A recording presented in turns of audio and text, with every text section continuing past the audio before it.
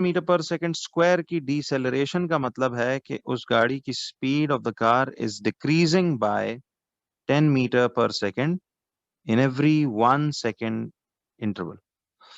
यानी अगर फर्ज कीजिए उस गाड़ी की टॉप स्पीड थी 60 मीटर पर सेकंड से वो दौड़ रही है हाईवे पे, और हम ब्रेक लगा देते हैं, तो फिर 0 सेकंड्स ब्रेक लगने के बाद अब स्टॉप वॉच ऑन हुई है कि 0 सेकंड्स पे उसकी स्पीड 60 थी।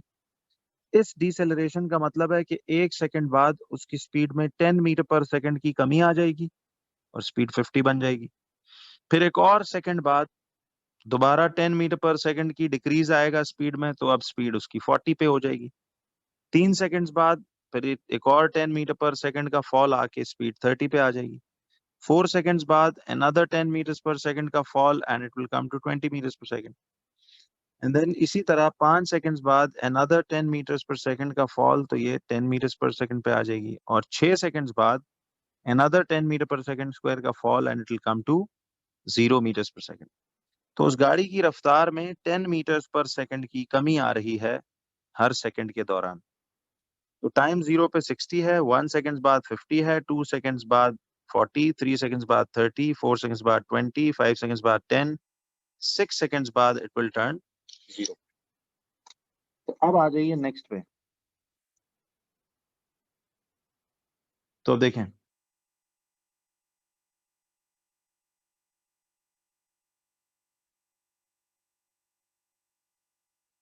चलिए जी, तो देखें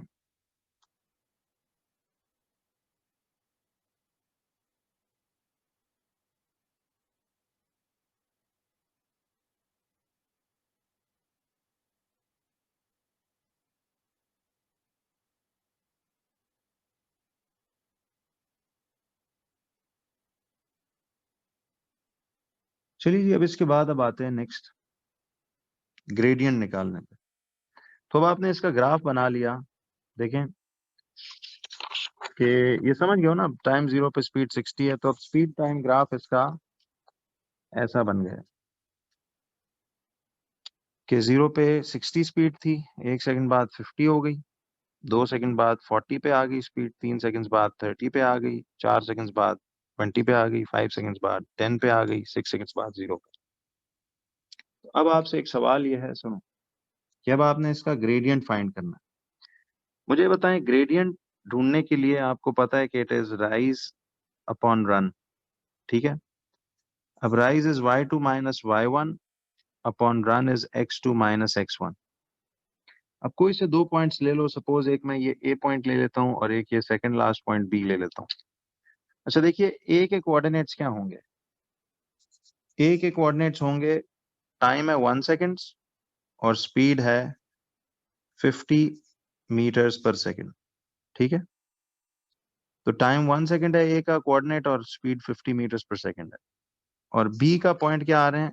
टाइम 5 सेकंड्स और स्पीड जो है that is 10 metres per second.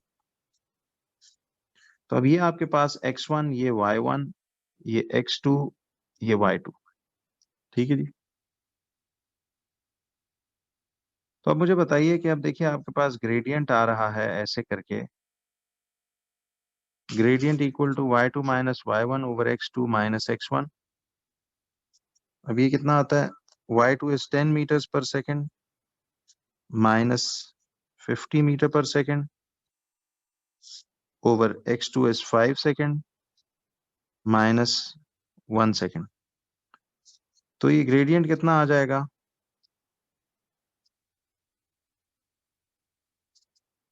तो ये आ जाएगा आपके पास, देखिए 10 minus 50 is minus 40 metre per second, ठीक है, over 5 second minus 1 second is 4 second. तो ये कितना आ जाएगा आपके पास? ग्रेडियंट इक्वल टू माइनस 10, और ये metres per second over second कल प्रूफ किया था, ये क्या होता है? Metre per second square. ये बात क्लियर थी ना जी? बट ग्राफ से आपको निकालना आनी चाहिए जी, टेबल से नहीं। टेबल का बस उतना ही रोल है कि ग्राफ बनाने के लिए टेबल आना चाहिए। अच्छा, तो आप गौर से देखिए बच्चों कि अब इसका ग्रेडियंट जो है सी ग्रेडियंट इसका आ रहा है -10 मीटर पर सेकेंड स्क्वायर। ठीक है, सुनो, याद रखना बच्चों के नेगेटिव का मतलब यहां, अब मैं आपको बताता हूं, आप लोग जरा पहले इसको यूं लिखें। देखो इस लाइन का ग्रेडियंट नेगेटिव क्यों आ रहा है, पहले तो ये बताओ, why is this negative, negative gradient? क्योंकि याद है ये वो लाइन है जो सेकंड क्वाड्रेंट से फोर्थ क्वाड्रेंट की तरफ जाती है। जी एक मिनट, मैं बताता हूँ इस फर्क का भी मतलब बताता हूँ आपको। गौर कीजिए बच्चों कि ये वो सेकंड क्वाड्रेंट से फोर्थ क्वाड्रेंट की तरफ जाने वाली लाइन है। ठीक है, this is second to fourth quadrant. तो आप गौर करो कि ये सेकंड से फोर्थ क्वाड्रेंट को ये लाइन जा रही है। तो अब हमने ये करना है, सुनिए,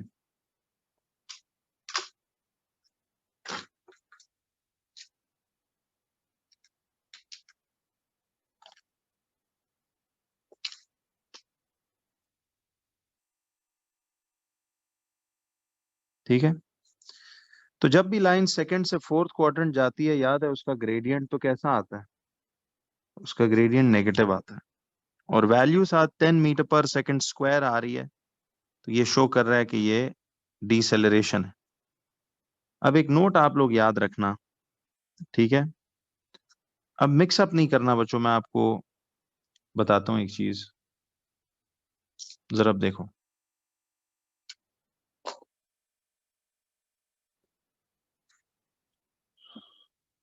अच्छा, आप पूछ रहे हो नेगेटिव कैसे, आपके सामने वर्किंग देखिए, कोई से दो कोऑर्डिनेट्स लो इस लाइन पे और उसका ग्रेडियंट निकालो, जवाब कैसा आ रहा है?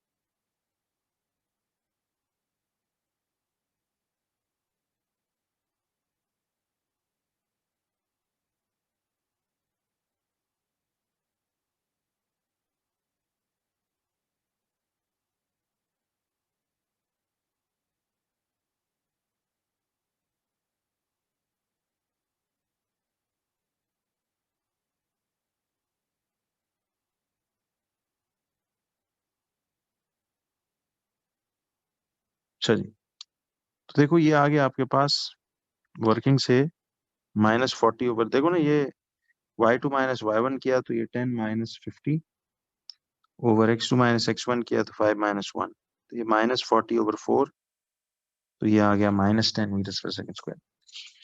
अब जरा एक बात नोट कर लें बच्चों कि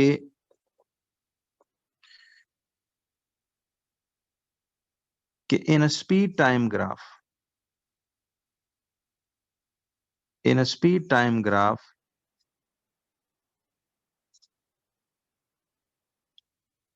द नेगेटिव ग्रेडियंट, लिखो the negative gradient means that the object is decelerating। ठीक है, नेगेटिव ग्रेडियंट का मतलब होगा कि ये डिसेलरेशन निकल आई, यानी गाड़ी स्लो डाउन हो रही है। डायरेक्शन ऑपोजिट नहीं है, ये वो वाला नहीं है uniform speed and opposite direction का, ये तो स्पीड टाइम ग्राफ है ना। तो इसका ग्रेडियंट भी हमें, जी, इस स्पीड टाइम ग्राफ में इसका मतलब होगा कि बॉडी स्लो डाउन हो रही है, क्योंकि देखो ना अब सामने नजर आ रहा है कि 1 सेकंड बाद उसकी रफ्तार 50 मीटर पर सेकंड हो गई है, 2 सेकंड बाद उसकी रफ्तार 40, इसका मतलब है कि डिसेलरेशन हो रही है, DECEL।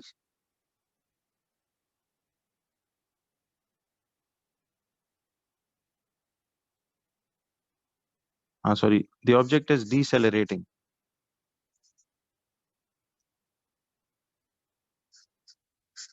ठीक है, तो स्पीड टाइम ग्राफ में अगर ग्रेडियंट नेगेटिव आए तो इसका मतलब है कि ऑब्जेक्ट जो है वो डिसेलरेट कर रहा है।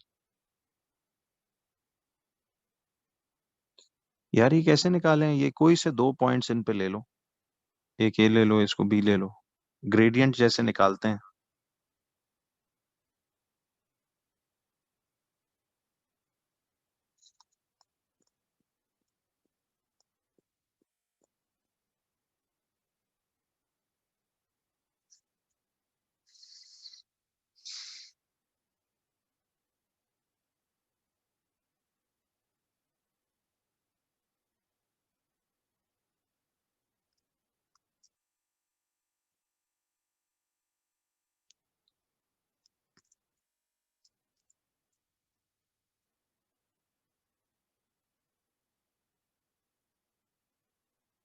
जी कर सकते हैं, पॉइंट्स ऑन द ओरिजिन, लेकिन इसमें तो अब ये सारे पॉइंट्स हैं ना, इनमें से कोई से दो ले लो।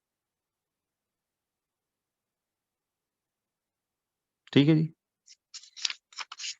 तो इससे फाइनली ये समझ आई, देखो अब, कि देखो आपने फाइनली एक बात ये देखनी है बच्चों, इधर गौर करो, कि अगर आपको स्पीड टाइम ग्राफ दिया हो, देखिए मुझे एक बात बताएं, हम निकाल ग्रेडियंट रहे थे, ठीक है, लेकिन हमारे पास डीसेलरेशन निकल आई, क्या ख्याल है? डीसेलरेशन निकल आई ना? जी मैं इस माइनस वाली बात पे आऊंगा बाद में, फिलहाल आप सिर्फ ये देखें कि जब हम ग्रेडियंट निकाल रहे थे, तो हमारे पास तो ये मीटर पर सेकंड स्क्वायर बता रहा है और नेगेटिव बता रहा है कि ये डीसेलरेशन नहीं निकल आई। देखो ना, याद रखना, नेगेटिव एक्सेलरेशन मीन्स, ये मैं बताना चाह रहा था कि बेसिकली आप इधर भी एक नोट लिख लो कि नेगेटिव एक्सेलरेशन की वैल्यू निकल आए, तो नेगेटिव एक्सेलरेशन मींस डीसेलरेशन। तो नेगेटिव एक्सेलरेशन असल में डीसेलरेशन को ही कहते हैं। ठीक है,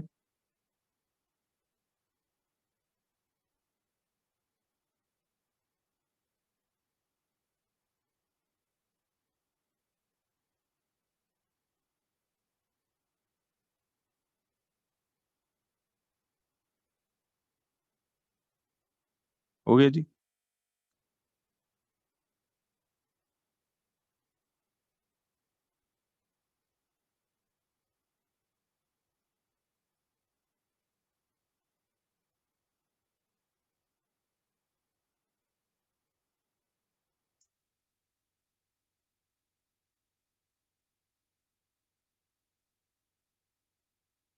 चलिए जी, अब आओ जरा इस बात पे कि देखें हमें अगर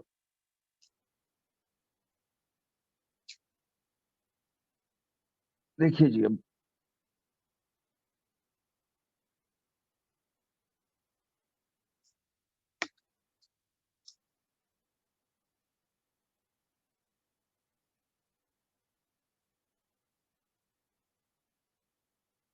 देखो, अगर आपको स्पीड टाइम ग्राफ दिया हो, तो आज से याद रखना कि स्पीड टाइम ग्राफ का जो ग्रेडियंट होगा, ठीक है, वही ग्रेडियंट की वैल्यू आपको एक्सेलरेशन भी बता रही होगी, या फिर अपडेट करो अब बात, या वो आपको डीसेलरेशन भी ग्रेडियंट के जरिए ही पता चलेगा।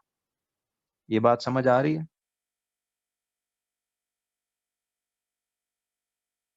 जी, डीसेलरेशन असल लफ्ज है, डी एक्सेलरेशन लफ्ज नहीं। तो देखिए, आपको अब जब भी स्पीड टाइम ग्राफ दिया हो, अब you have to remember this, कि जब भी स्पीड टाइम ग्राफ दिया होगा, तो उसी ग्राफ के ग्रेडियंट से एक्सेलरेशन की वैल्यू भी निकलेगी, और उसी ग्राफ के ग्रेडियंट से डीसेलरेशन भी निकलेगा। फर्क यह है कि एक्सेलरेशन की वैल्यू क्या निकलेगी, पॉजिटिव, और डीसेलरेशन की वैल्यू क्या निकलेगी, नेगेटिव। ठीक है, तो खैर अभी तो ये टाइप्स में मैं आऊंगा, मैं सिर्फ आपको एक ये बात बता रहा था। ठीक है जी।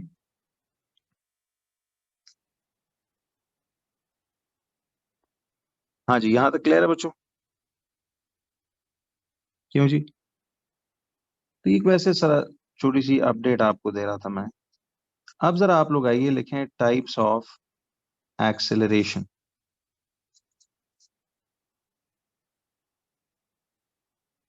Types of acceleration. तो अब तक काइनेमैटिक्स में बच्चों कोई बातें मुश्किल तो नहीं लगी?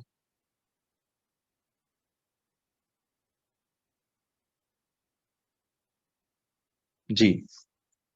अच्छा, एक और बात, कि जब डिसेलरेशन हो रही होगी ना, तो मुझे एक बात बताओ, जब आप ब्रेकें दबाते हो, तो क्या गाड़ी एकदम रुक जाती है या साथ साथ डिस्टेंस भी तय करेगी? तो वो जो डिस्टेंस तय होगा ना, वो यही एरिया अंडर द ग्राफ, ये सारा जो एरिया अंडर द ग्राफ है, यहां भी ये area under the graph will represent the distance traveled. ठीक है, the distance traveled during slowing down. देखिए स्लोइंग डाउन के दौरान भी तो गाड़ी कुछ ना कुछ फासला तो तय करती है, ठीक है जी। तो वो जो डिसेलरेशन के दौरान फासला तय हुआ है वो भी ये इसी तरह एरिया अंडर द ग्राफ से ही निकलेगा, ठीक है।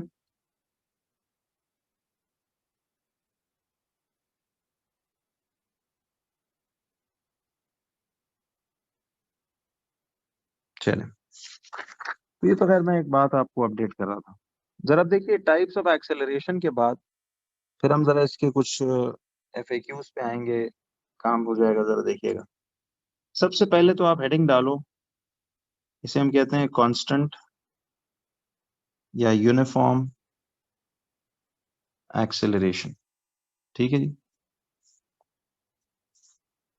फिर आप देखो इसमें एक लफ्ज है इंक्रीजिंग एक्सेलरेशन, फिर एक टाइप है डिक्रीजिंग एक्सेलरेशन, चौथी टाइप है जीरो एक्सेलरेशन, और फिफ्थ टाइप है कांस्टेंट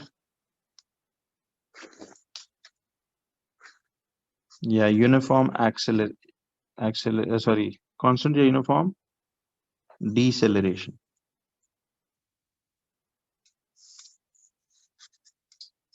आपके कोर्स में ये 5 टाइप्स हैं, ठीक।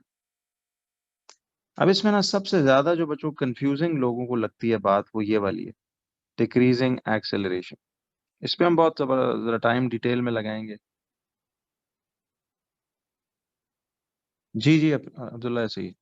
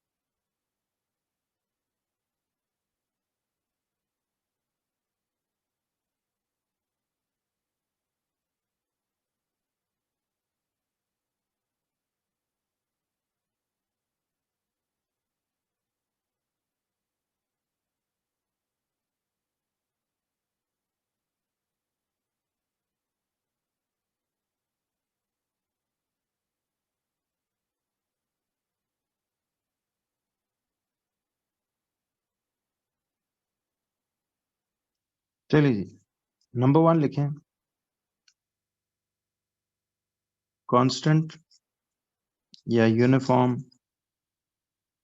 एक्सेलरेशन।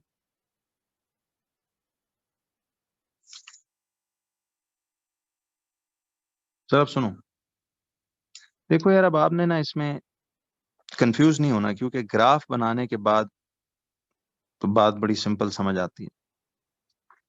देखो मैंने आपको क्या बताया था, एक्सेलरेशन मींस, जरा रिकॉल करें, acceleration means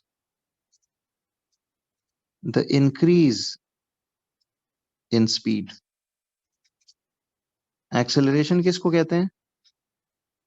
increase in speed को, ठीक है, जो स्पीड में इजाफा होता है इन एवरी 1 सेकेंड इंटरवल। हर 1 सेकेंड के इंटरवल में जो स्पीड में इजाफा होगा उसको हम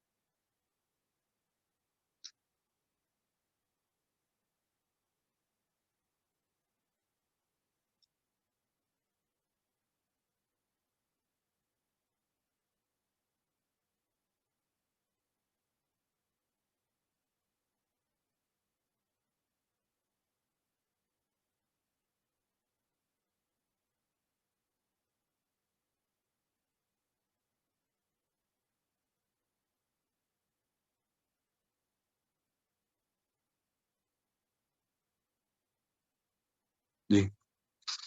अब देखो बच्चों, मैं आपको ना जरा एक चीज बताना चाह रहा हूँ। ये जो आपका पहली टाइप है कांस्टेंट या यूनिफॉर्म एक्सेलरेशन। अब बातें बहुत इजी लगेंगी आपको, सिर्फ जरा इसको थोड़े खुले दिमाग से समझिएगा। कांस्टेंट या यूनिफॉर्म एक्सेलरेशन का मतलब पता है क्या है? सुनना। अब मैं आपको जरा एक मीनिंग इसका सिखाता हूँ। इसको आप समझिए, सबसे आसान तरीका है स्पीडोमीटर से।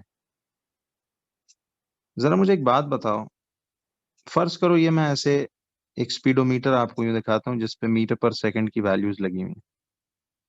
जरा अब एक मिनट देखना।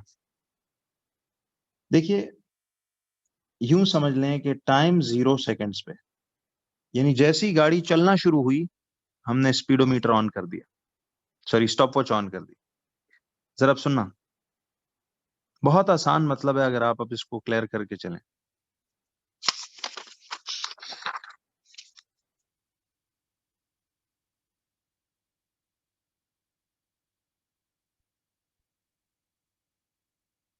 हो गया?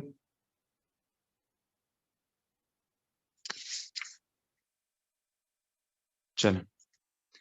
देखिए बच्चों, गौर से सुन। सपोज आपकी जैसी ही गाड़ी चलना शुरू हुई, स्टॉप वॉच ऑन हो गया, तो टाइम 0 पे स्पीड 0 थी। सपोज 1 सेकंड बाद, exactly after 1 second, the needle reaches the 5 metre per second mark. गाड़ी की स्पीड 5 मीटर।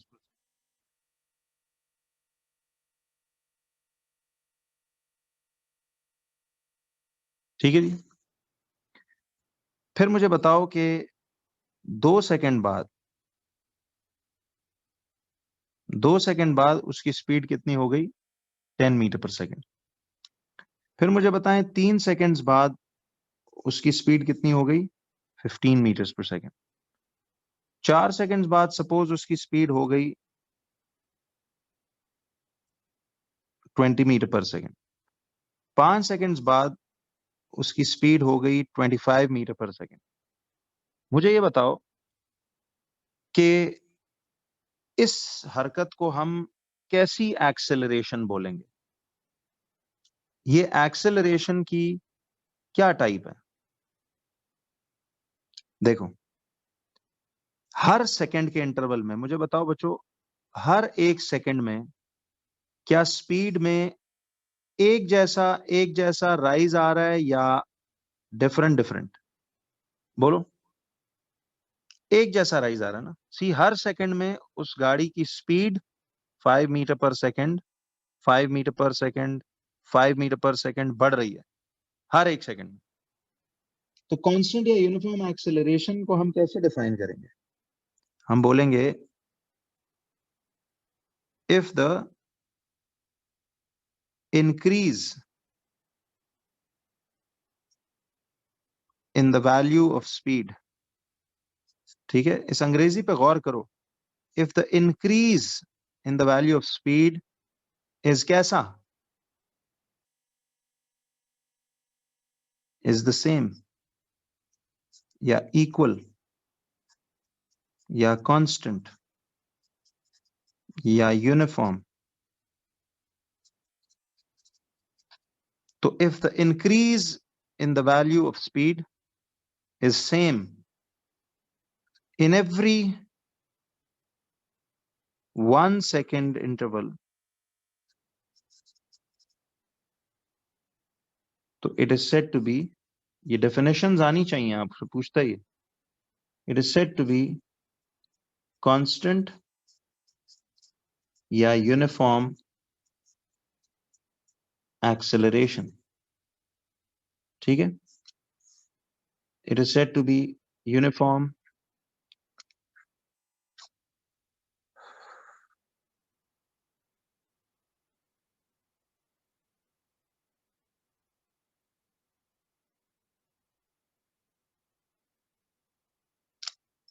चलिए,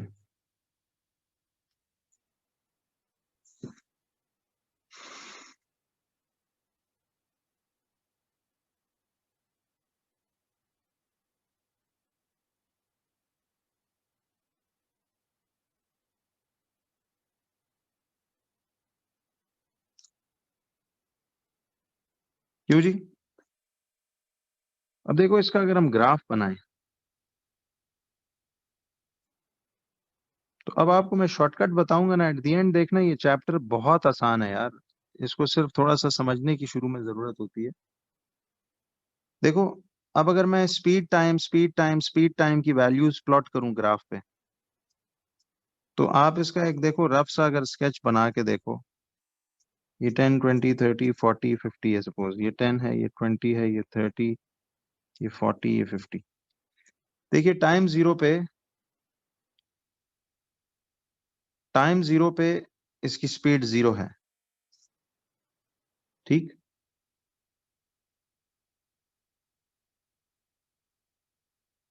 नहीं रूबा बच्चे, ऐसा नहीं है, ऐसा नहीं है।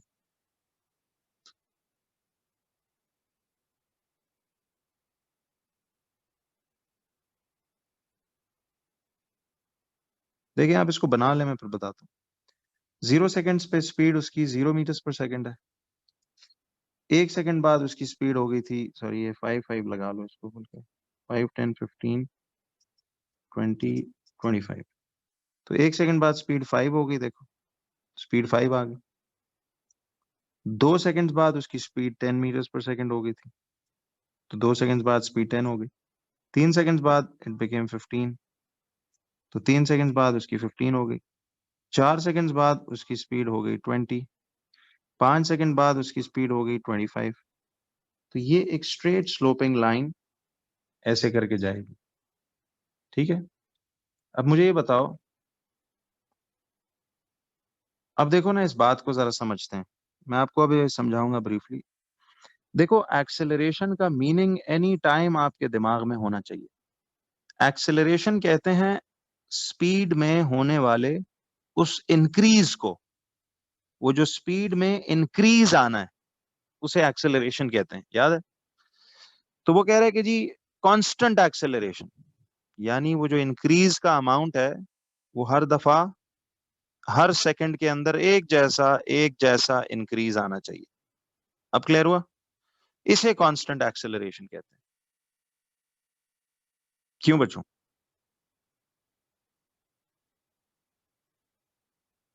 यानी हर सेकंड में वो स्पीड के अंदर एक जितना इजाफा होना चाहिए। You get it? और देखो अब इसको स्पीड टाइम ग्राफ से भी समझते हैं। शॉर्टकट पे आओ जी जरा। आपको जो मैंने एक शॉर्टकट बताया था उसको समझें। देखो, गौर करो बच्चों, स्पीड वर्सेस टाइम का ग्रेडियंट आपको क्या बताता है? बोलिए जरा। आपको ग्रेडियंट बताता है एक्सेलरेशन, ऐसे ही है। तो मुझे एक बात बताओ, स्ट्रेट स्लोपिंग लाइन का ग्रेडियंट कैसा होता है? बोलो। ग्रेडियंट कांस्टेंट होता है। स्ट्रेट स्लोपिंग लाइन का एक जैसा चढ़ाई है ना, तो इसकी कांस्टेंट ग्रेडियंट है। कांस्टेंट या यूनिफॉर्म ग्रेडियंट।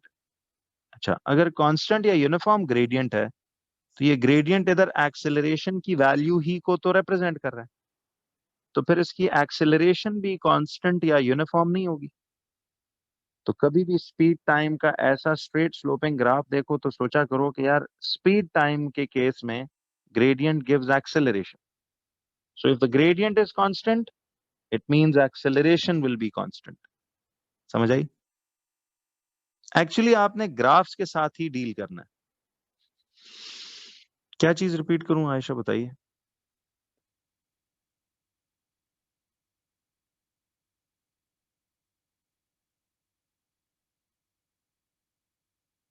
देखिए आयशा, मुझे ये बताएं कि आपने प्रूफ किया था कल की क्लास में बड़ी डिटेल के साथ कि स्पीड टाइम ग्राफ हो तो उसका ग्रेडियंट आपको क्या देता है?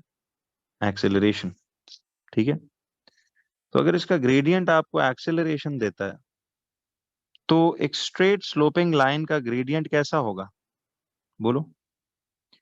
एक स्ट्रेट स्लोपिंग लाइन का ग्रेडियंट कैसा होगा?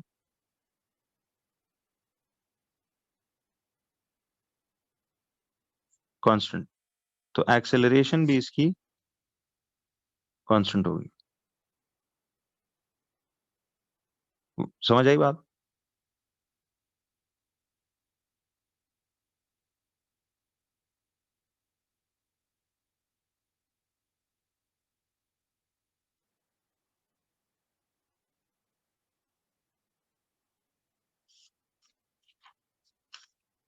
चलेंगे, करें इसको जल्दी से।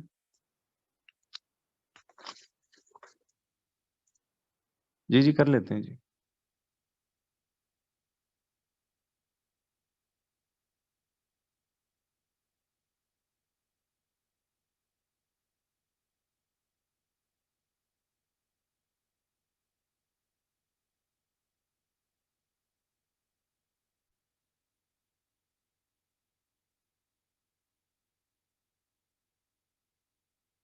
बस इस पे इंशाल्लाह ये 3-4 लेक्चर्स और लगेंगे, चैप्टर एंड हो जाएगा, लेकिन इसको करो, समझ के करो बच्चों, आगे इसका बड़ा एप्लीकेशन है, पता है, मैथ्स में अलग आता है, फिजिक्स में अलग आता है, फिर उसका फिजिक्स के अलावा आगे चैप्टर 3 के साथ इतना गहरा लिंक है। डायनामिक्स में तो हर चीज पहले काइनेमेटिक्स होगी, फिर डायनामिक्स की बात होगी। ठीक है जी, तो ये डेफिनेशन समझ आई। देखो, कांस्टेंट एक्सेलरेशन का मतलब होता है कि अगर वो जो इंक्रीज आ रहा है स्पीड में, हर सेकंड में एक जैसा इंक्रीज आए, तो उसे कांस्टेंट एक्सेलरेशन कहते हैं, कांस्टेंट स्पीड नहीं कहते। समझ आई?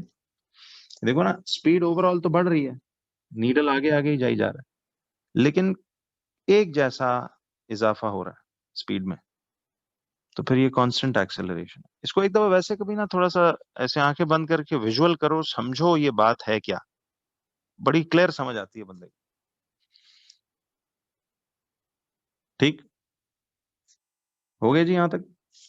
चलिए, अब जरा आप लोग आइए, इसकी एक सेकंड हेडिंग हम डाल देंगे। चलो इसे करेंगे नेक्स्ट क्लास में, आप बस 2 मिनट का सांस लो बच्चों, फिर मैं केमिस्ट्री शुरू करता हूँ। इसे मैं कल कंटिन्यू करूंगा, कल टाइप्स ऑफ एक्सेलरेशन हो जाएंगी, फिर इसके सवालात करेंगे, बड़ी इजी। नहीं, कल नॉर्मल टाइम ही है, शाम वाली, जैसे फ्राइडे तक यही है, फिर उसके बाद सैटरडे संडे की सुबह में।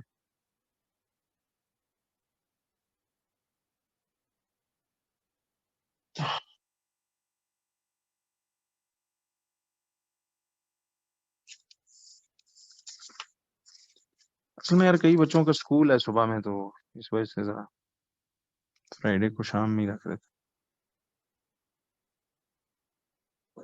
जी कल भी यही टाइमिंग, जैसे 3 to 4 और 4 to 5, 5 to 6 और 6 to 10, कल भी ऐसे ही हम रख लेंगे।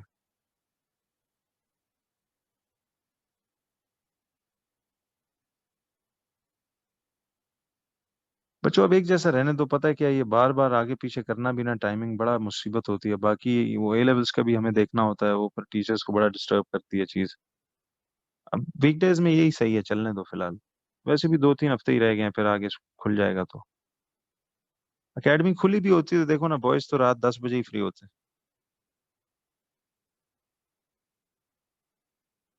सिर्फ बस सैटरडे में चूंकि सबका स्कूल ऑफ है, तो सुबह में कर लेंगे, वही जैसे 10 to 2 मेरे साथ, और आगे फिर। तो ये है कि ये टाइमिंग मेजोरिटी 99%, 95% को सूट करिए, 2-4